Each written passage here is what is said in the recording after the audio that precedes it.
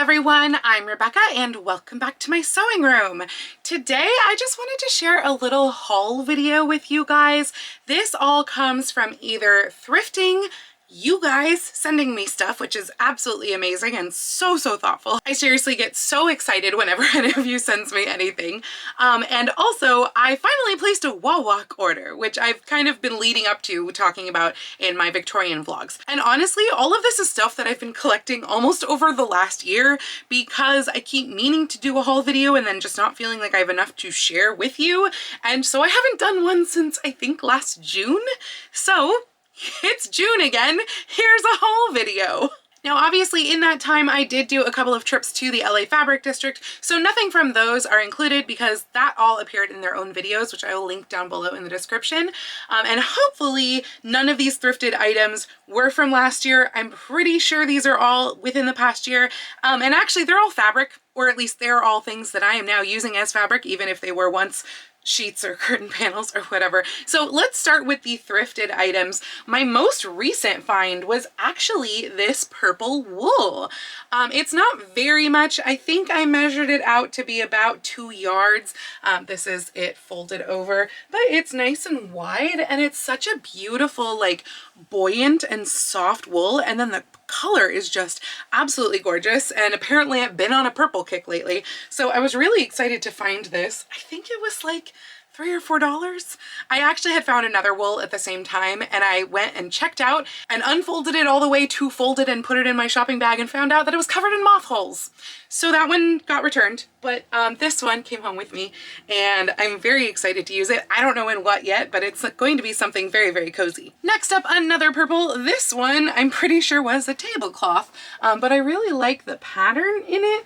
I feel like this could be really cute. It's probably poly, maybe a poly cotton blend, but I mean, because it's a large tablecloth, it's got a lot of good yardage here, so it's at least enough for a skirt. This is folded over here and it's very wide, so yeah, this is gonna be something fun. Heck, I could use it with the wool. It's kind of the same shade of purple, so maybe I'll just figure out some sort of project to make with those two together. But when I saw this tablecloth, it was in such nice condition, good price, etc. Really lovely color, so I thought, why not? I also found this really lightweight, I think cotton. I have not burn tested this. This could be a cotton poly or even just strictly a poly, but I think it's at least a blend. It's a sheer, so you can see through it there. This is the exterior, so it's a really lovely floral stripe. I love a good floral stripe. I feel like we see that a lot in historical costuming, so I was thinking that this could be something really pretty for the Regency period. And it's really long, like I don't know how long this is, and it does have a weird connection in it. I don't know if that's why it was donated in the first place, but you can see it's like they joined two panels together right here. So I would just treat this as like a separate piece instead of trying to incorporate that. I don't know why they do stuff like that, but even still, it's very long. It is probably 45 inches wide. I haven't measured it recently. I got this one quite a while ago and it's just kind of been sitting in my stash waiting to be made into something. But I think that this will be really lovely summery dress. Maybe is enough for a Regency dress, or maybe like a Regency open robe, or I could just make it into something modern as well. But I just loved how lightweight and sheer it was, and I love those floral stripes. So this next one, as soon as I saw this, I was like, wow, this is going in my projects lineup because this is basically Samantha's birthday dress. I've actually been meaning to make this now for like probably a good 5 months or something like that, and just not finding the time yet. So I don't think I'm gonna have the time until at least October. But at that point, even though this will be the wrong season completely, I am going to be making this. My intention is to make this for next year's con season, so that by the cons in 2027, I have this cosplay done. If I wind up with copious amounts of time, which is highly unlikely, maybe I will even do it for Rose City Comic Con. But again, that's highly unlikely. However, I'm very excited to make it. I still have to find like a batiste or something like that for her apron and probably the laces. So those I will have to just purchase outright, maybe from Dharma Trading or something like that. But at least I have the pink striped fabric to get on with the dress. This next one I was really excited to find as well because this print is famous. It's the IKEA duvet that everyone uses for 18th century stuff. And it's a large one too. I think this was a queen size. And what's funny is that I actually already own this duvet because before I considered making a dress out of it, I bought it for my bed. So it's not the duvet that I use anymore. It's like my guest duvet when guests come over. But it's kind of always been there in the back of my mind of like, oh, that would be great for a dress. But one of the duvets is not enough because the back is just this striped fabric. If you haven't seen this fabric before, probably a lot of you have. But with 2 duvets, that's probably enough for an 18th century dress. So this is going to sit in my stash until I decide to cut up the one that I actually still use as a duvet. But luckily I was able to find it with no stains or anything. And I mean, this has been discontinued for a handful of years now, and obviously is very popular amongst costumers. So I was really excited to find this one at the thrift store and was like, oh my God, that's coming home with me instantly. And lastly, from the thrift store, I actually found 2 of these. So these again are duvets. This time they are actually a double-sided duvet, which is awesome. These are twin size, so they are a little bit smaller, but because they're double-sided and because I have 2 of them, it means I have a ton of fabric, which is actually a little bit ironic because this is obviously a very modern print. I don't think that I could use this for anything historical, but to me it screams summer dress. It's just that I now have the fabric to probably make 2 summer dresses.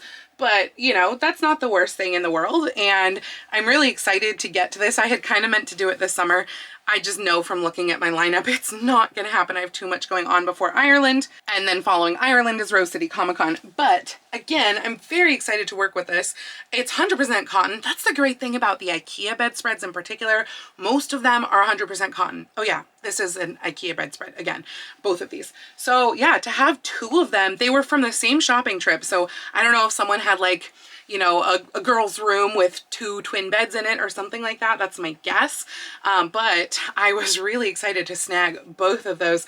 And again, I think they were for a really good deal. I just love getting cottons from there. I actually have gotten some other thrifted sheets and duvets and stuff like that, I think, in this past year. To be honest, I don't even know which ones they are anymore because whenever they are 100% cotton and just plain cotton, like this one, I know this is actually one of them, I just add them to my stash to become linings and mock-ups and stuff like that. So again, this is another IKEA one, and this is a queen size. This one's a sheet, just a flat sheet, but stuff like this is really, really great resource to get from the thrift store because it's hard to find 100% cotton nowadays. Whether you want to use this on your bed or you want to cut it up for sewing and for lining, it's just hard to find since we don't have access to fabric stores, most of us anymore. So the thrift store can be a really, really great resource. So since that was everything for thrifting, let's move on to my tiny little Wawak order. Now, I have been talking about in my Victorian bustle dress vlogs about intending to order from them because I needed horsehair braid and the stuff on Amazon was crappy. So I've been wanting to place that order, but I've been not wanting to pay for shipping. So over Memorial Day, they had a sale where they had free shipping for orders of $50 or more instead of $99. I jumped on that and I got myself something that I have been eyeing literally since Joann's announced they were closing, which is the Wawak thread chart of Gutermann thread. So these are all like Gutermann for Wawak, and it gives a little sample of all of the threads. Like these aren't just colors, these are actually threads wrapped on here, and that way I can figure out what threads I need at any time and be able to order those by number. I think this was $20-something, but that's why I've been eyeing it for so long, and for a while it had actually sold out. But I'm really glad to have this in my tool belt. I think that will be a really great reference. Speaking of thread, I also just got some white thread because I knew white thread was white thread and I didn't need a color chart for that, and I'm almost out of white thread. I also got safety pins because, again, I tried to order a set of safety pins on Amazon and they didn't go through fabric. Hopefully these will. I haven't opened them yet. I trust Wawak to have sewing products because, you know, they're a sewing store. So hopefully these will be better than the Amazon crap. And I got the horsehair braid. So this is the 4-inch wide horsehair braid with the little thread that you can pull at the top, which I guess apparently is not on all horsehair braid according to you guys and some of your comments, but it is what I'm used to on horsehair braid, and it seems to be a more practical item to have on there in case you are trying to do like a curved hem or something like that. I'm just gonna stick this in my bows for the bustle dress for Ireland, and those will look a lot nicer. Trying not to crinkle here, but this will be very handy. So yeah, that was my Wawak order, and that is through everything that I bought. But a few of you guys were like so unbelievably generous in this last year to gift a bunch of stuff to me. I mean, in one case, a ton of stuff to me. And I just cannot thank you enough. Like, seriously, you guys absolutely make my day. Even if you just send like a card, I get so excited when I get a card or a note or whatever.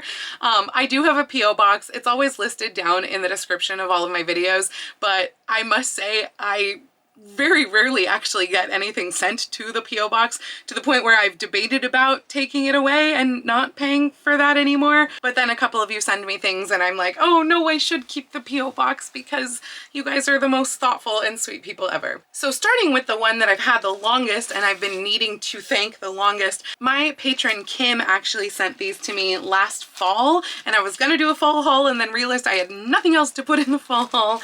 But she sent me a whole ton of patterns and a beautiful cross-stitched, I think this is cross-stitching, bookmark, which is like, look at that. That is gorgeous. So pretty. But yeah, so many patterns.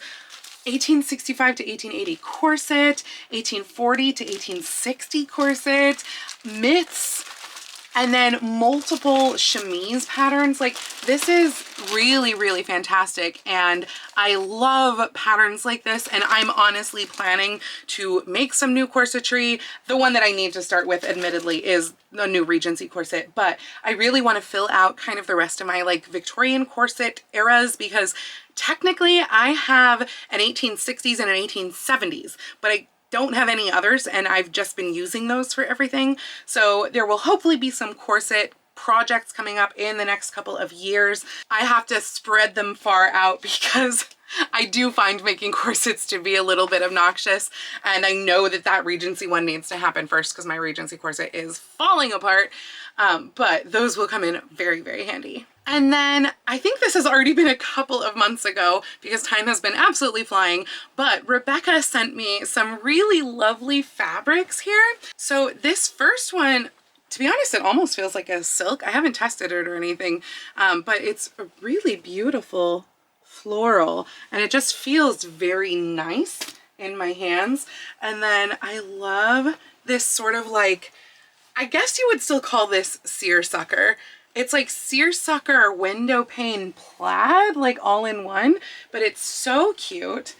And this yellow gingham goes perfectly with this, which is Winnie the Pooh fabrics.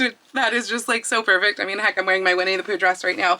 Look at the little tiny poos that are on here. Look at that. That's so cute. So I can definitely see myself making like a cute spring or summer dress out of especially these two together. Like, I think they just pair perfectly. Heck, I mean, this one even kind of goes as well. So I'm excited to do something with that. It's not going to be in my lineup anytime soon, but those are really nice fabrics. So thank you so much for thinking of me, Rebecca. And then a little bit before the Victorian Festival, Deborah, who is relatively local to me, she's basically between where I live and the Victorian Festival, and she asked if I would be interested in taking some stuff off of her hands. And I got there and met her up on the way to the Victorian Festival and was just absolutely like flabbergasted by the quantity of amazing things that she was gifting to me. So I have actually already distributed some of her gifts to other friends that were with me at the Victorian Festival, which actually worked out perfectly because I was able to give away duplicates or anything that I felt like I didn't necessarily have a use for. I was able to give those to friends who do have uses for them. So that was actually perfect timing. But I don't know if you can see this stack of hat boxes here. These were the ones that I wound up keeping. Ooh, I better put these down. And they are filled with hats, as they, you know, should be. So I just want to show you some of these. Some of these are Mela hats as well. Atelier Mela. She is, I believe, in Oregon now, but she used to always go to costume college as well and is a renowned hat maker. I don't necessarily know which ones are Mela hats or not because I don't think they're labeled, but I think a lot of these are. So some really gorgeous hats. And again, a few of these I did already pass off to friends, so I don't have all of them. Look at this fun one. Isn't that fun? Oh my gosh. This one is just beautiful. Look at that. A lovely bonnet. I might retrim some of these as well that aren't necessarily like in my color scheme, but that I could still really use. Look at those feathers. Oh my gosh, just amazing. And then finally, this blue is just gorgeous. Look at that. So some really, really beautiful hats, but that was not all, not nearly all. I also wound up with a giant cardboard box and a giant crate full of patterns and books. And again, I've distributed a lot of these, but some of them I didn't already have. And so I'm very excited to add some of these, for example, to my stash. Like, I mean, we're talking like patterns of fashion. I didn't have this period costume for stage and screen either. And I mean, like Isabella's books too, some of which I was able to give off to people when I had the duplicates. But like really, you know, nice books, nice stuff, and a huge amount of patterns. Let me just show you the crate of the patterns that I kept and did not give off to other people. Okay, there's a couple of books in here too, but most of this is filled with historical patterns. We're talking like truly Victorian, a lot of truly Victorian, decades of style, past patterns, rocking horse farms. Oh, and even La Mode Bagatelle, which I've been wanting to get my hands on this pattern for a really long time, and it's out of print and hard to get. So Deborah, thank you so much. Like, I'm overwhelmed by the generosity. It was just really so thoughtful, and that goes for Kim and for Rebecca as well. I mean, like, you guys, these are such amazing resources. It almost makes me want to cry. It's so thoughtful of you. So yeah, that is my haul. Again, thank you to you guys who've sent stuff to me in the past. I have mentioned some of you within projects as well who have sent stuff specifically for a project, but it is just really so nice and thoughtful. And I'm happy to share the thrift haul with you and my Wawak experience, which I should say with Wawak, I couldn't place the order online because their code that they had emailed out wasn't working. Apparently it was a widespread thing, and I sent them an email about it, and they actually called me back and were like, okay, here, we're going to place this with that code even though it's now passed because it expired on Memorial Day when they were closed. And we placed the order, I think, on Wednesday, I want to say, was when it was actually finalized, and I got it today, Friday. So that was super fast. So I definitely appreciate that, and I will be shopping with them again in the future, and hopefully it won't be a whole other year until I share another haul with you guys. But I don't do a lot of shopping. I don't even do a lot of thrifting lately, so this is it. So if you have enjoyed this video, please go ahead and click the thumbs up icon. And if you'd like to see more videos like this from me, please go ahead and click subscribe and the little bell icon to be notified every time I post a new video. I do post videos here on YouTube at least once a week, usually with sewing vlogs out on Tuesdays and sometimes additional costuming or sewing related content out on Saturdays. But I post every day over on my Instagram, so please go follow me on Instagram. That's at Lady Rebecca Fashions. And if you'd like to help support all of the work that I do on this channel, I do have a link to my Patreon and my Ko-fi down in the description below, or you can send me a super thanks or join my YouTube channel memberships right here on YouTube below the video. I'd also like to give a special shout out to my Edwardian level patrons, Jean and Kim. Thank you all so much for joining me today. I hope you all have a wonderful week, and I will see you very soon in my next video. Happy sewing!